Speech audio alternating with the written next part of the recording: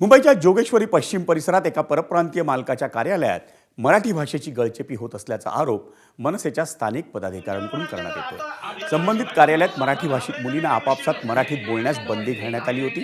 त्यामुळे त्या मराठी भाषिक मुलींनी या संदर्भात मनसेकडे तक्रार केली होती।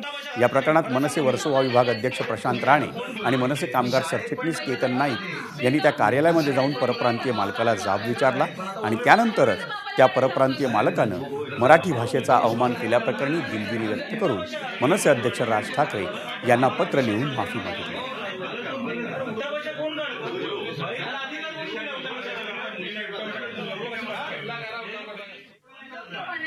एम्प्लॉईजना माझी विनंती आहे की मराठी कामाच्या ठिकाणी बोलल्याने कोणाचं नुकसान होत नाही। हा महाराष्ट्र ही मुंबई आहे, या ठिकाणी मराठी बोलली जाणारच आणि त्याने तुमच्या कामाला कुठलंही नुकसान होत नाही। अशी अनेक उदाहरणं आहेत ज्यांनी मराठी बोलून त्यांच्या कंपनीचा व्यवसाय वाढवले। त्यामुळे हा जो द्वेष तुम्ही बाळगताय त्यातून बाहेर पडा।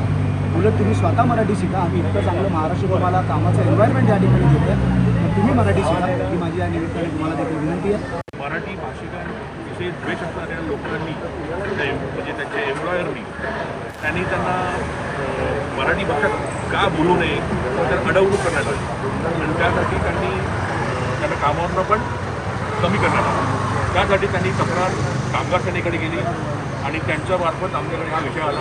आम्ही त्वरित सगळे विभागाचे आपले पदाधिकारी कामगार सेनेच्या आमच्या रडाला गेली, ते सर्व आम्ही इकडे आलो। प्रशासनाला जाब विचारला आणि त्यांनी तात्काळ माफी मागितली।